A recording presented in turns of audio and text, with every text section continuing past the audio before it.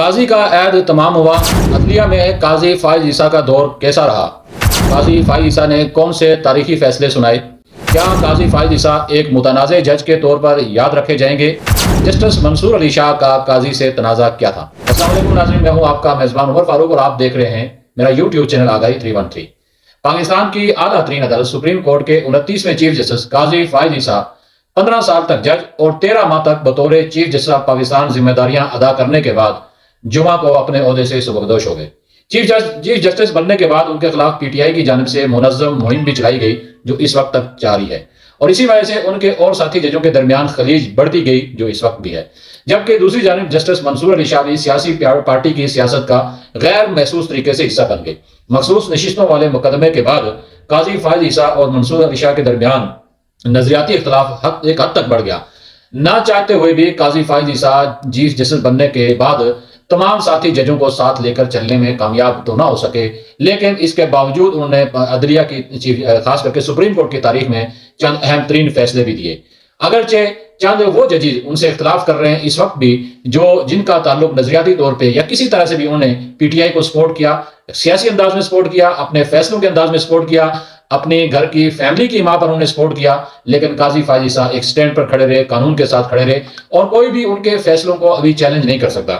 اس وقت جب میں پروگرام کر رہا ہوں تو قاضی فائز عیسیٰ جو فل کورٹ ریفرنس سے وہ خطاب کر چکے ہیں، اور جسٹس منصور علی شاہ جنہوں نے اس آئینی ترمیم سے قبل وہ چیف جسٹس بننا تھا اور وہ اس سے محروم رہے، انہوں نے ایک خط لکھا کہ انہوں نے فل کورٹ ریفرنس میں کیوں نہیں شرکت کی، جس میں انہوں نے الزام لگایا کہ چیف جسٹس قاضی فائز عیسیٰ عدلیہ میں مداخلت پر ملی بھگت کے مرتکب رہے۔ حالانکہ وہ جو سٹینڈ تھا قاضی فائز عیسیٰ کا وہ ان کے فیصلوں سے آیا تھا۔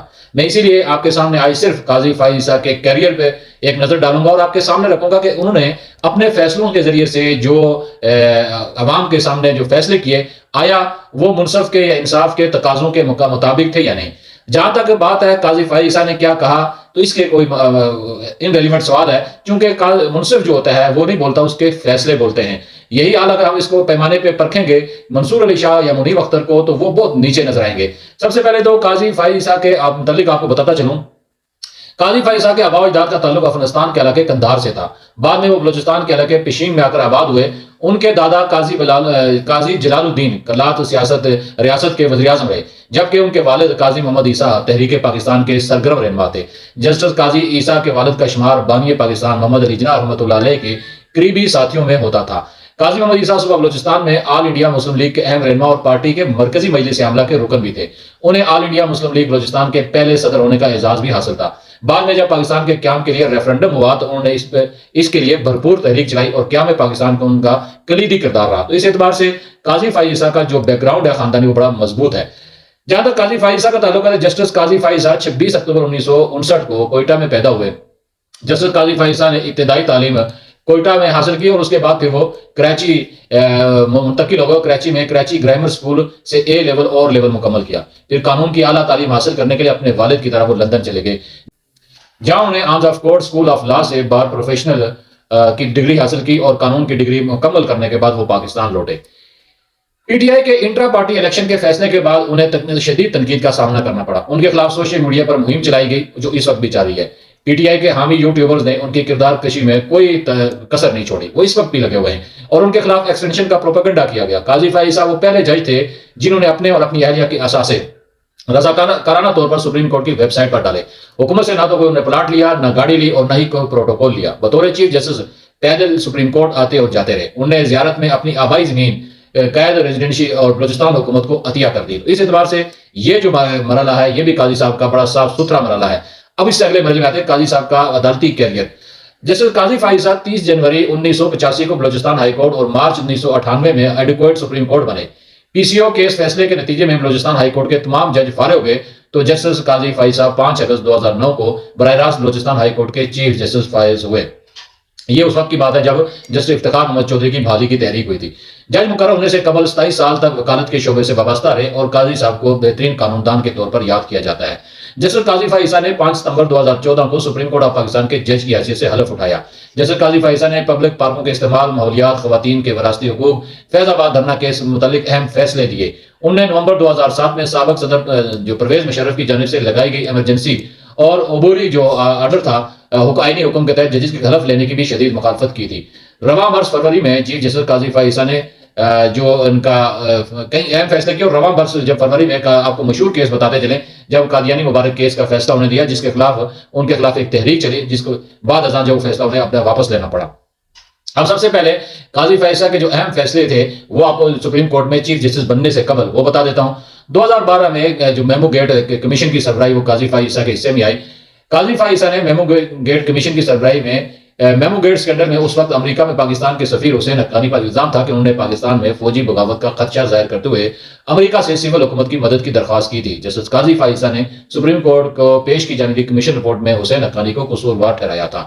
اسی طرح ایک اور وہ کیس تھا ان کے پاس، کوئٹہ خودکش دھماکوں انکوائری کمیشن۔ اس کمیشن کی سربراہی بھی قاضی فائز عیسیٰ کے پاس تھی۔ 8 اگست 2016 میں کوئٹہ میں ہونے والے خودکش دھماکے کے بعد اس کے حقائق جاننے کے لیے انکوائری کمیشن بنایا گیا تھا، جس کی سربراہی بھی جسٹس قاضی فائز عیسیٰ نے کی تھی۔ انکوائری کمیشن نے اپنی پیش کردہ رپورٹ میں خودکش دھماکے کو حکومت کی غفلت قرار دیا تھا۔ انکوائری کمیشن نے اپنی رپورٹ میں حکومت کو متنبہ کیا کہ ملک میں دہشت گردی کے خاتمے کے لیے کل عدم تنظیموں کے خلاف سخت ترین کارروائی ضروری ہے۔ اسی طرح یہ اس وقت دور تھا میاں نواز شریف کی حکومت کا۔ حدیبیہ پیپر مل کیس، جسٹس قاضی فائز عیسیٰ نے سپریم کورٹ کے اس 3 رکنی بینچ کا بھی حصہ تھے جس نے دسمبر 2017 میں سابق وزیر اعظم نواز شریف اور شہباز شریف کے خلاف نیب کی اپیل کو مسترد کر دیا تھا۔ نیب نے حدیبیہ پیپر مل کیس میں لاہور ہائی کورٹ کے فیصلے کے خلاف سپریم کورٹ سے رجوع کیا تھا۔ سپریم کورٹ نے اپنے فیصلے میں شریف خاندان کو 1 ارب 20 کروڑ روپے کی کرپشن کے الزامات سے بری کر دیا تھا۔ قاضی صاحب کا ایک اور مشہور زمانہ کیس جس کو فیض آباد دھرنا کیس فیصلہ کہا جاتا ہے وہ بھی آپ کو معلوم ہے۔ جسٹس قاضی فائز عیسیٰ نے فیض آباد دھرنا کیس میں ایک فیصلہ تحریر کیا جو بہت سی مقتدر قوتوں کو ناگوار گزرا تھا، اور انہوں نے اس دھرنے میں کے پیچھے جو ماسٹر مائنڈ ان کو مقتدر قوتوں کو قرار دیا تھا۔ اسی وجہ سے فروری 2017 میں اسلام آباد کے داخلی علاقے فیض آباد میں ٹی ایل پی نے جو دھرنے سے عوام کو درپیش جو مشکلات تھی اس پر سپریم کورٹ نے خود نوٹس دیا تھا، اور تقریباً 1.5 سال اس کیس کی سماعت کے بعد جسٹس مشیر عالم اور جسٹس قاضی فائز عیسیٰ نے اس کیس کا فیصلہ تحریر کیا تھا۔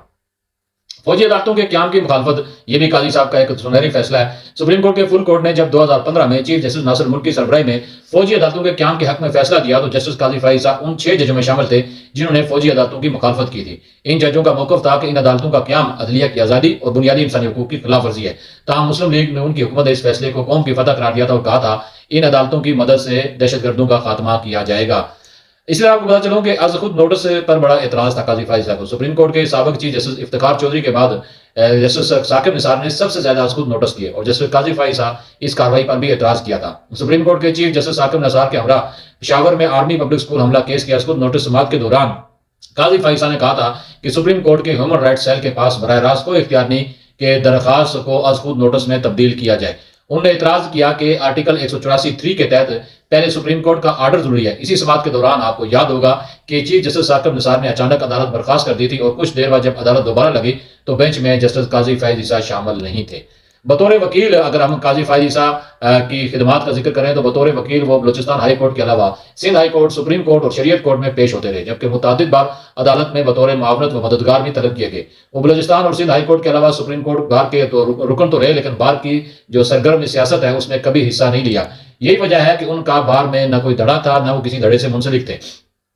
بلوچستان ہائی کورٹ میں بطور جج تعیناتی سے قبل وہ انگریزی اخبارات میں آئین و قانون، تاریخ و ماحولیات پر تجزیاتی آرٹیکلز بھی لکھتے رہے۔ اس کے علاوہ میڈیا لاز اینڈ ریگولیشن کے مشترکہ مصنف بلوچستان کیس اینڈ ڈیمانڈ کے بھی لکھاری رہے۔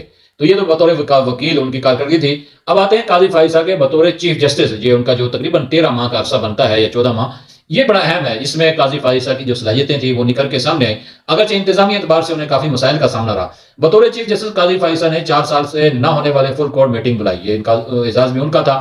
9 سال بعد سپریم کورٹ کا فل کورٹ تشکیل دیا جس نے supreme court practice and procedure قانون کی توثیق کی۔ اس قانون کے تحت بینچوں کی تشکیل اور مقدمات مقرر کرنے کا چیف جسٹس کا ثوابدیدی اختیار 3 رکنی کمیٹی کو سونپ دیا۔ یوں قاضی صاحب اپنے پاس جو اختیارات تھے بے مہار ان کو ایک کمیٹی کے حوالے کر دیا، ان کو اس کا بے مہار استعمال نہیں کیا۔ قاضی فائز عیسیٰ نے اپنے دور میں معطل شریعت اپیلنٹ بینچ بحال کیا اور 21 سال سے زیر التوا مقدمات کے فیصلے دیے۔ خواتین کو وراثت میں حق دینے کا اہم ترین فیصلہ دیا۔ ڈیم فنڈ اور $190 ملین کیس میں सुप्रीम कोर्ट के अकाउंट में जमा तकरीबन 90 अरब रुपए कौमी खजाने में जमा कराने के फैसले दिए। अदलिया में एहतसाब करते हुए सुप्रीम कोर्ट के जज मुज़ाहिर अली नकवी के खिलाफ करप्शन इल्जाम पर जुडिशल काउंसिल के जरिए तादीबी कार्रवाई की, जिसकी वजह से उन्हें घर जाना पड़ा। शौकत अली सिद्दीकी के खिलाफ सुप्रीम जुडिशल काउंसिल का फैसला कदम किया और अदलिया में मुदाखलत का खुद नोटिस लिया। जस्टिस काजी फाइज ईसा ने जब फैजाबाद धरना केस का फैसला दिया था, जिसका मैंने ऊपर जिक्र किया, तो उस वक्त के पीटीआई हुकूमत ने उनके खिलाफ सदारती रेफरेंस दायर किया। सुप्रीम कोर्ट के 10 रुकनी फुल कोर्ट ने कसरत राय से यह रेफरेंस कलअदम करार दिया और इसमें हुकूमत को सुबकी का सामना करना पड़ा। और इसके अलावा काजी साहब ने बतौर चीफ जस्टिस जो फैसले दिए, मैं वो भी आपको बताता चलूं। आम इंतखाबात का इनेकाद, चीफ जस्टिस का मनसब संभालते ही जस्टिस काजी फाइज ईसा ने इलेक्शन कमीशन को अहकाम जारी किए कि वह हर सूरत इंतखाबात की तारीख का ऐलान करे, जिसके बाद इलेक्शन कमीशन ने इब्तिदाई तौर पर 12 फरवरी, जबकि सदर मुमलिकत अरबी से मुशावरत के बाद 8 फरवरी को आम इंतखाबात की तारीख दी। और ये सेहरा काजी फाइज ईसा को जाता है कि जिन्होंने ये इंतखाबात के हवाले से जो उस वक्त माहौल था या उस वक्त जो तशवीश थी उसको खत्म किया। जस्टिस काजी फाइज ईसा अक्सर जमहूरियत के बारे में बात करते हुए ये रिमार्क्स देते थे कि हमने तो 12 दिनों में इंतखाबात करवाए थे। इमरान खान की नैब तरामीम मुकदमे में भी ऑनलाइन पेशी के मौके पर भी चीफ जस्टिस ने उनके सामने इस बात का जिक्र किया था। इसके अलावा प्रैक्टिस एंड प्रोसीजर जो एक्ट था, उसके हवाले से काजी फाइज ईसा ने 12 अक्टूबर 2023 को चीफ जस्टिस की सरबराही में समाअत करने वाले फुल कोर्ट ने पीडीएम हुकूमत की जानिब से मुतारिफ करवाए गए प्रैक्टिस एंड प्रोसीजर एक्ट को मंजूर किया था। इससे कबल साबिक जस्टिस जो उमर अता बंदियाल थे, उनकी सरबराही में एक बेंच ने इस एक्ट पर हुक्म इम्तनाई जारी कर दिया था। इस एक्ट में दीगर चीजों के साथ साथ जो अहम चीज ये थी कि अज खुद समाअत का इख्तियार और बेंचों की तश्कील से मुतल्लिक मामलात को चीफ जस्टिस के बजाय 3 रुकनी कमेटी के हवाले कर दिया गया था। और उमर अता बंदियाल ये नहीं चाहते थे कि ये जो इख्तियारात की मुंतकली वो दीगर जजों तक जाए।